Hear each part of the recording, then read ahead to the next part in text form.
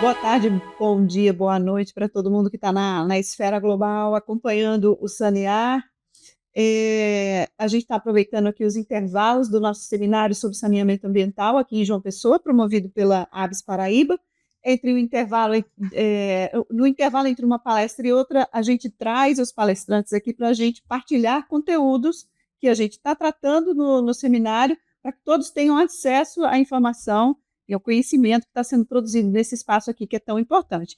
Aqui com a gente, Dantas, presidente da ABS Paraíba, Humberto Júnior, vice-presidente da ABS Ceará, é também professor do Instituto Federal de Educação do Ceará, engenheiro civil com especialidade em saneamento. E a gente já falou aqui sobre vários aspectos, né, do saneamento ambiental. E eu queria propor, talvez, uma reflexão aqui dos 4 pilares do saneamento. O que o senhor considera que houve avanço, ou houve retrocesso, ou a gente precisa investir em algum pilar especificamente, em algum tema especificamente? Obrigada por aceitar o nosso Eu convite, agradeço né? o convite, parabenizar aqui a Aves Paraíba. O saneador está muito bom. Tive o ano passado aqui, agradeço o convite da Aves Paraíba na pessoa do Dan. Bom, eu acho que o saneamento no Brasil ela avançou muito pouco, né? Algumas regiões mais, outras menos. Na área de resíduo, a área que eu faço parte, acho que alguns estados, se pegar o Nordeste, Pernambuco, Paraíba, Se aproxima mais do nosso Pernambuco e microfone. Isso. Paraíba vem com a política acertada em relação ao fim dos lixões. O estado do Ceará foi o inverso, o trabalho lá, a questão dos consórcios, está muito bem a questão dos consórcios, mas a questão do fim dos lixões tem muita atrasada. Então, tem avanços e retrocessos em estado para estado, região para região. Né? A gente já queimou prazos, inclusive, né, em relação a lixão. Lixões, por exemplo, já deveria ter acontecido há muito tempo. Na questão do resíduo é um pouco mais complexo do que a questão de água e esgoto, por exemplo. Porque a gente precisa de uma gestão integrada, como a gente sempre fala, e existe algumas situações, como a questão dos catadores. Né?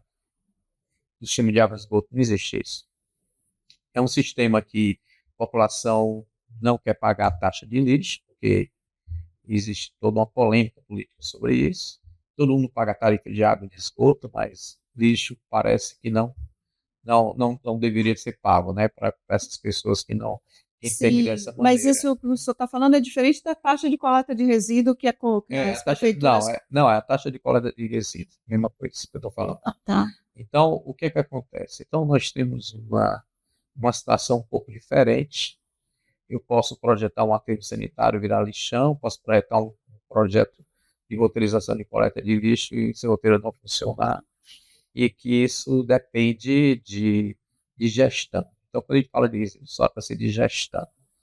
E gestão precisa de técnicas, precisa de conhecimento, precisa de regras e precisa principalmente de profissionais habilitados gerenciando o sistema. E é esse que é o gargalo que eu vejo, a falta de técnicos. E não é desculpa para algumas prefeituras, porque nós temos hoje muitos profissionais sendo formados.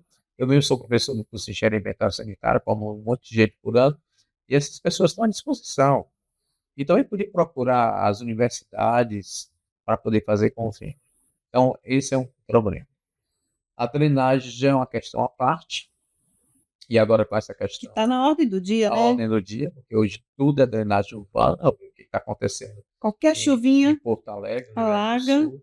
Então, isso também precisa ser melhorado muito e tem que se preparar para isso. E eu acho que a população nem está É, tendo uma noção do nós que está tivemos acontecendo. uma lógica, só um parênteses sobre drenagem, uma lógica inversa da questão do pavimento no Brasil, onde os prefeitos, para se elegerem, precisam asfaltar e concretar, impermeabilizando o subsolo e diminuindo o escoamento superficial.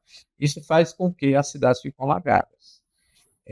E agora, com uma estatística que já complicada, porque todo o histórico estatístico que se mencionava, já hoje o cálculo é outro, porque hoje os indicadores de chuva são muito mais fortes. Então, tudo que foi dimensionado precisa ser revisto e tem que ser modificado.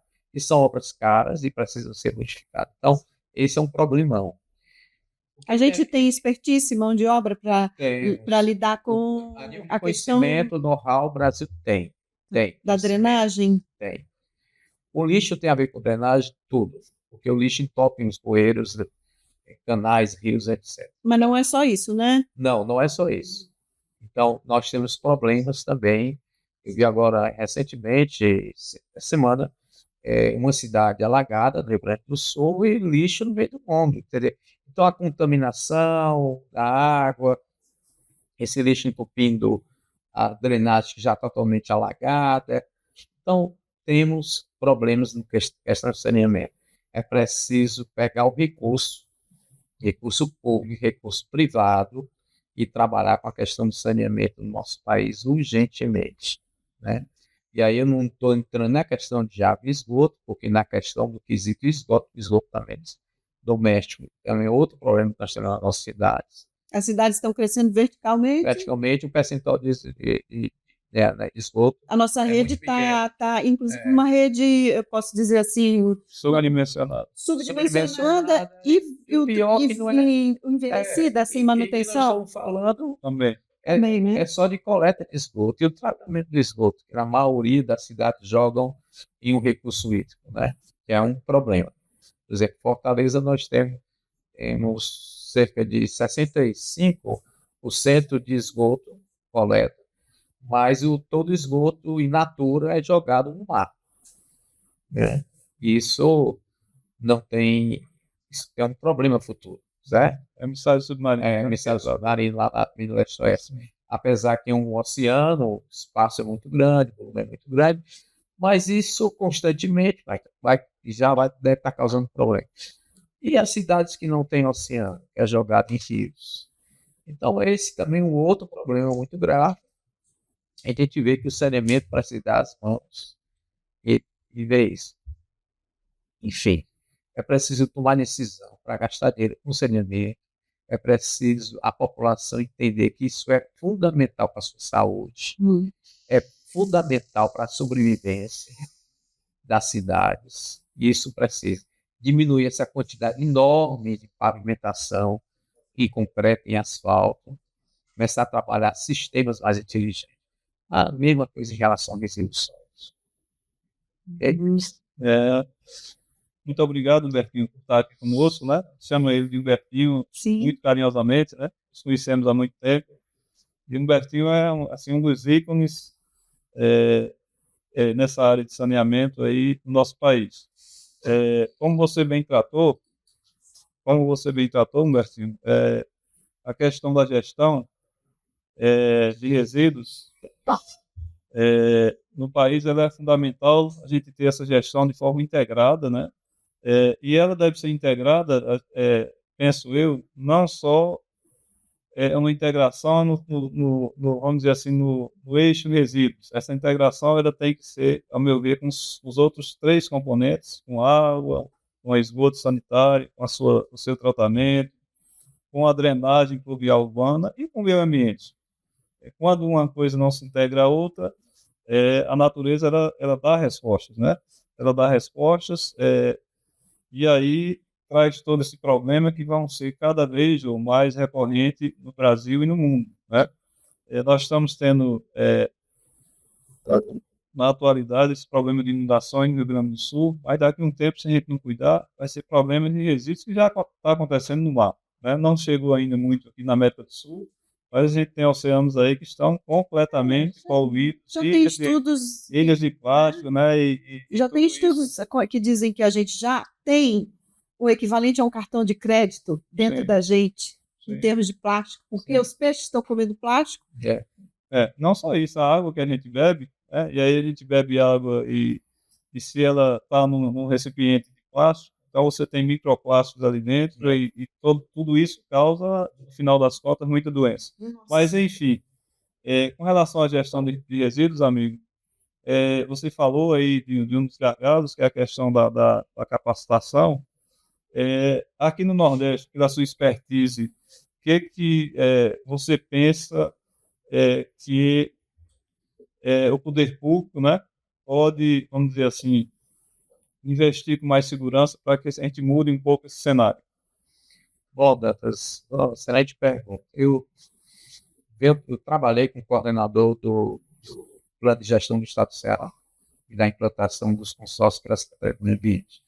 Agora mesmo, um programa chamado Cientista-Chefe do Estado, eu e alguns professores do IEP estão envolvidos na questão de organizar esses consórcios, que estão todos divididos, estão organizados no papel, mas alguns mais avançados, menos avançados. O que a gente percebe quando a gente circula no interior é a ausência completa de um técnico na área de saneamento. Eu costumo dizer para meus alunos o seguinte: toda farmácia no Brasil de plantão, de qualquer porte, no farmacêutico de plantão, toda.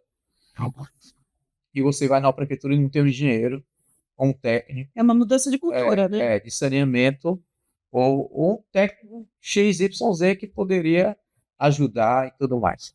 Quer dizer, primeiro, não há isso. Segundo, você não tem métricas, indicadores. Você chega num prefeito do interior, um diretor de limpeza urbana, você pergunta quantas toneladas ele recolhe. Ele diz: eu não tenho um balanço. Tá bom, e quantos metros cúbicos? Não, eu não sei. Eu sei que são 2,5 carradas, como a gente fala no Nordeste. Então, isso não é métrica. Então, você não tem indicadores. Sem indicadores, você não tem bom projeto. Sem você não tem controle, tem monitoramento. Então, nota-se perfeitamente a ausência de profissionais, de um profissional que organize, que tenha as informações. Planeje. Então, esse é um grave problema, né? E aí dizer assim: não, porque a prefeitura não tem dinheiro. Bom, primeiro eu não acredito, porque tem dinheiro para forró, para axé, para um monte de coisa no fim de semana. E se não tivesse dinheiro, tem as universidades. Eu, como professor da universidade, da área de resíduos, nunca fui procurado por ninguém de gestão para dizer assim: olha, para que você desenvolva um projeto da tua cidade de graça. Você faz fácil, arranja umas bolsas para os nossos alunos e tudo mais, e o custo da viagem que a gente desenvolve aqui, uma tarefa da disciplina. Ninguém procura. Então, você tem a universidade ali, você tem as prefeituras aqui, você tem as obrigações legais e não há uma interação entre eles. Então, como é que a gente consegue avançar se não há um interesse de trabalhar isso? Há um caso, que eu não vou citar o nome da região, que foi implantado um aterro sanitário com consórcio no Ceará, recurso público. Muito bem. E os municípios do consórcio estavam mandando resíduo para esse determinado aterro. De repente, ao visitar esse aterro, por conta de um contato de uma ex-aluna que me pediu para ver um problema lá de vazamento de chorume, eu verifiquei que a balança estava funcionando, mas ninguém estava pesando os carros. Eu indaguei, por que não pesa? Qual é o problema? Descobri depois. Os contratos das prefeituras com esse consórcio estavam pagando um valor fixo, tá?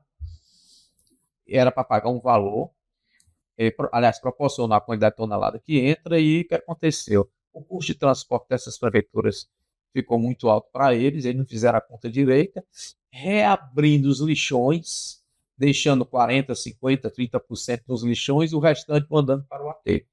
Isso mostra que não bastou ter o aterro sanitário e nem o consórcio. Essa realidade, Humberto, ela é recorrente, acho que no Nordeste tem quase. Aqui nós temos isso também. Aqui na Paraíba nós temos, são 10 aterros sanitários privados, 9 que não foi fechado judicialmente a semana passada, e 3 públicos, e uma unidade de triagem. Pois bem, e ainda temos 3 lixões, ainda porque não devia ter nenhum, né? E a realidade dos municípios são essas. Começaram a pagar os serviços desses operadores de aterros privados, e aí, mediante uma situação que também é recorrente, você tem conhecimento, o Ministério Público deu prazo, desde a lei de 2010, esse município a se adequarem, e aí o último prazo foi, se eu não me engano, aqui na Paraíba, 2 anos, 3 anos atrás. E aí foram, vamos dizer assim, obrigados, entre aspas, a levar o resíduo com o aterro. Só que esqueceram da distância de transporte. E aí faz isso um mês, 2, 3, e aí o que está acontecendo aqui? Isso, com certeza, estão ou criando novos lixões, ou levando para o lixão existente. E aí traz para o município 50%, 40%, 70% do resíduo produzido. Então está impactando, às vezes, áreas novas, reimpactando a área que estava lá, que precisava ser recuperada ambientalmente, e a recuperação ambiental que é feita simplesmente é fazer plantações em cima, como é recorrente. Isso não é recuperação ambiental, né? Então, assim, resolve um problema por um lado, mas cria muitos problemas ambientais, sociais e econômicos por outro, né? Então, isso é uma realidade muito ruim. Está faltando um E planejamento. precisa planejamento, né, dos 3 níveis de governo. Não é só o governo colocar a política nacional como foi colocado em 2010. Os municípios são quem efetivam essas políticas no seu município, precisa de dinheiro, não tem. E aí tem, mas não, como não há planejamento, não sobra, né? Sobra para outras coisas. Não quer cobrar. Não quer cobrar, que é obrigatório. Cobrar. A gente paga água, a gente paga energia, a gente paga telefone, a gente paga celular, mas não quer pagar o resíduo que produz. Então, assim, é um grande problema cultural que o Brasil precisa trabalhar, e nós aqui na região Nordeste e Norte, eu diria até que não é nem cultural, não. Eu acho que todo mundo sabe qual a importância. É a questão de decisão política, que não querem fazer. Certo? É o que aconteceu no Rio Grande do Sul e vai acontecer em várias cidades. Sim. A gente precisa ver com carinho essas coisas e tomar decisões acertadas. Agora, a população precisa participar e começar a pensar em quem volta. Um exemplo, né, o professor Alcine, você assistiu, desde 2014, que os governos foram avisados lá em Porto Alegre. Faz 10 anos. Desde 2014 que já existia a possibilidade do que ocorreu esse ano, né? Não parece ser uma falta ruim, de lei, não parece ser falta de dinheiro, acho que falta educação, né? Educação política, educação ambiental, educação para o planejamento. Falta muita coisa. A sua fala foi bastante realista, assim, me impressiona, mas assim, acho bem importante que a gente, bem real. Que a gente pense sobre, que não fique só...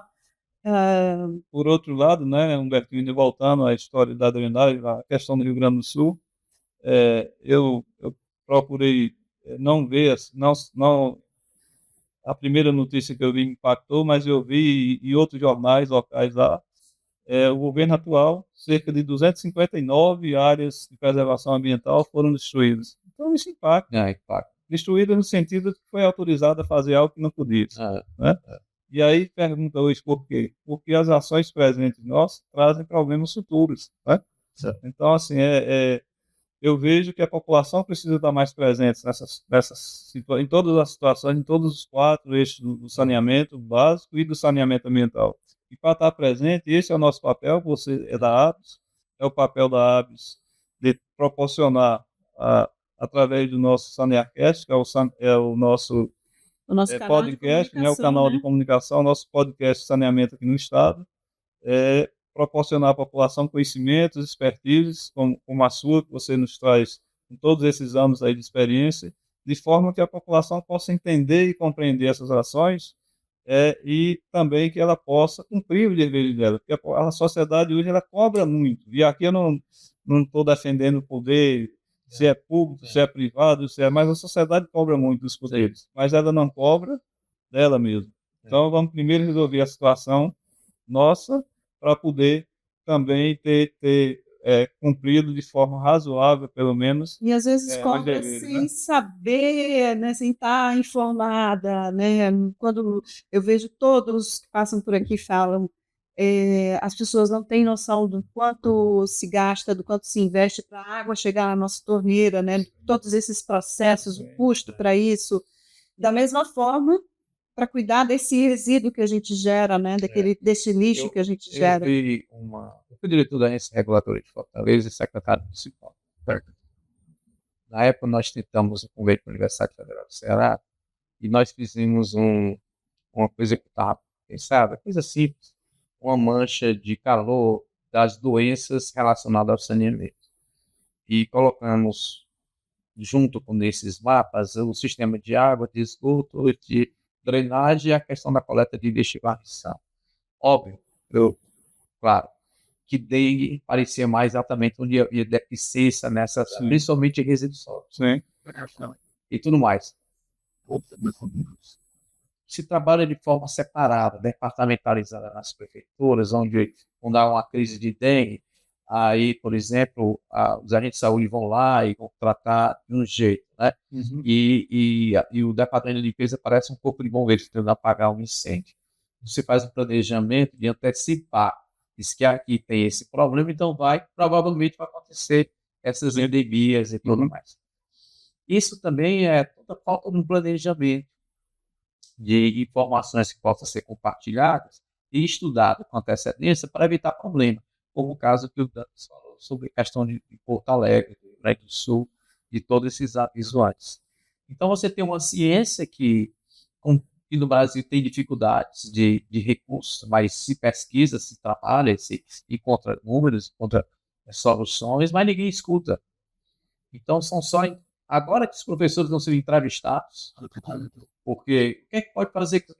Por que não escutou antes? Por que não ouviu antes? Por que não debateu antes? Por que não levou para a população antes? Podia ter sido evitado, com certeza, né? E por que a população também não se interessa? Né? Porque ela não é informada. Agora mesmo tem um caso, e graças a Deus já perfil, nós temos um aeroporto e tem uma floresta enorme em volta do aeroporto. É o Pinto Martins? É o Pinto Martins. Sim. Essa floresta foi autorizada pela prefeitura de desmatar para ter um evento por ano, que é o Fortal, que é um evento privado.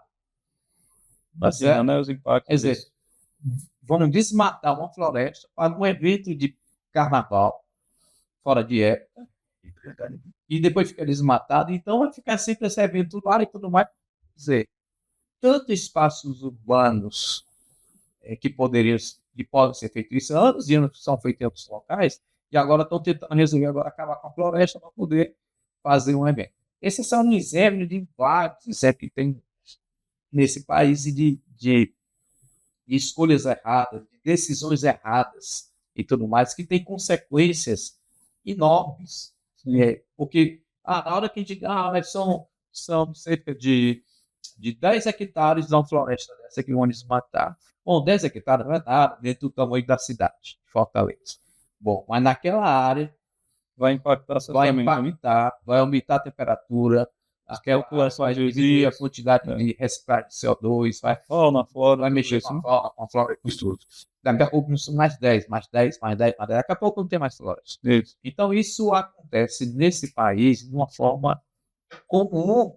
Recorrente, né? E assim, não tem regra, tem regra. Tem regra. Isso. Bertinho, um outro ponto que eu queria tratar com você, a questão da universalização do saneamento, que é um sonho de todos nós, como engenheiros. Eu, pessoalmente, penso que vai ser muito difícil conseguir isso. No prazo de 2033, jamais vai se conseguir isso. Não há como conseguir. Nós temos números recentes, você conhece, que para universalizar água e esgoto no país, atender os 99%, é R$1 trilhão. Lembra que era 800 bilhões e tal? Era 700, passou por isso, em torno de 1 trilhão. Eu creio que seja até mais. Porque à medida que não vai se cumprindo essas metas, as redes vão ficando cada vez mais antigas e precisando de mais recursos para fazer manutenção. E essa manutenção não ocorre. Então, é uma conta que precisa realmente ser pensada. Na nossa parte de resíduos sólidos, nem cálculo ainda, tem estimativas, né? Não tem um cálculo assim, mas em torno de 700 bilhões de reais pela conta lá da Abrelp, né? E drenagem, que hoje é vamos dizer assim, a bola da vez, o que realmente precisa, mas não temos números. Então, assim, o que eu quero dizer é que, para se atender com qualidade esses 4 serviços, os 4 pilares de saneamento, vai ser preciso de muito recurso financeiro. E o governo não tem isso. A sociedade também não tem como pagar essa conta. E não tem como, se ela não tem como pagar essa conta, vai ter consequências porque o governo também não tem. Então, vem investimentos privados. Esses investimentos privados, em geral, são bem planejados, e essa conta do poder público, pela essa ausência de planejamento, por todo esse cenário que você traçou, prefeituras sem nenhum engenheiro, sem capacitação, sem conhecimento, esse dinheiro vai terminar sendo jogado. É como o João colocou aqui, né? Jogado no lixo, né? Jogado fora. A gente termina pagando a conta, porque a conta está sendo paga, né? Por exemplo, o que se precisa investir em saúde, né? Sim. quantas pessoas, essa epidemia de dengue. Vamos colocar essa questão que o Dantas levantou tão bem, que há 10 anos a ciência, os profissionais disseram que o que tinha de fazer lá na Porto Alegre, Rio Grande do Sul, que for. Quanto é que o governo federal vai gastar agora e o governo estadual? Sim. Com certeza, muito mais do que poderia gastar. Centenas de vezes mais do que é feito com antecedência. Sim. Então, como a Gil falou, nós temos que a internalização dos custos ambientais. Né? Quem vai pagar a conta somos nós. Não tem jeito. A gente está pagando já, porque na hora que esse dinheiro está indo para poder consertar algo e tem que ser feito, está tirando de hospitais, de escolas, está tirando de outras áreas. Sim. Quer dizer, nós, ao final de contas, a sociedade que paga somos nós, a internalização dos custos ambientais. Quer dizer, isso tudo nós pagamos essa conta. Só que pagamos essa conta de forma errada, porque deveria ter pago antes um valor bem menor para evitar um problema depois. Sim. Quer dizer, assim, é fácil entender. E aí vem de novo, por qual razão não se faz, né?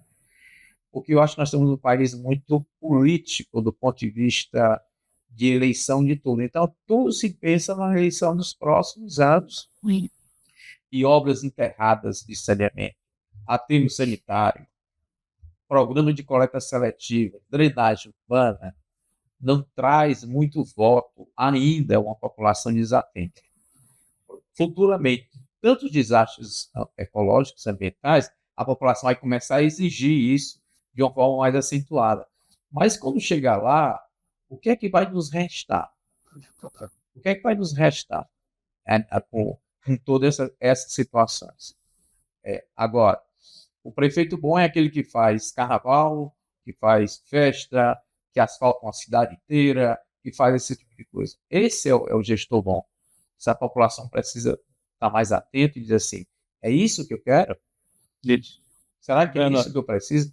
Então, tem que haver uma tomada de conscientização, mas também de tomar uma decisão de escolhas acertadas, de debates. Esses debates têm que acontecer dentro de escolas, lá embaixo com as crianças, começando por elas, discutindo essa questão ambiental, de economizar água, de não jogar o resíduo dentro da forma, fazer essa agregação do resíduo, e etc., não botar entulho dentro de drenagem, dentro de canal.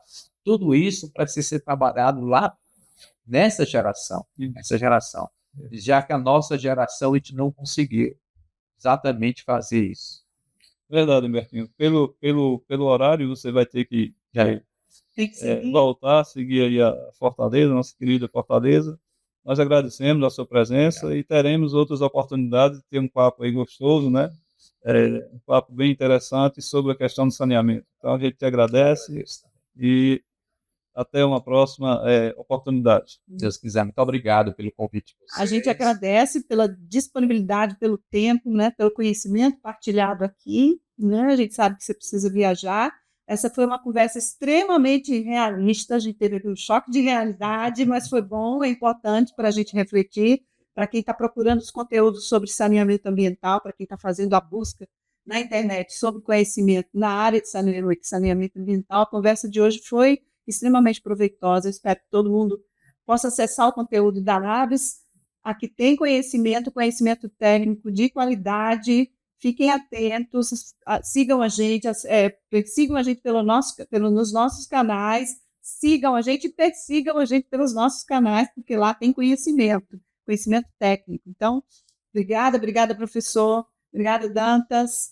A gente se vê até a próxima edição do SanearCast. Gente, obrigada. Obrigado.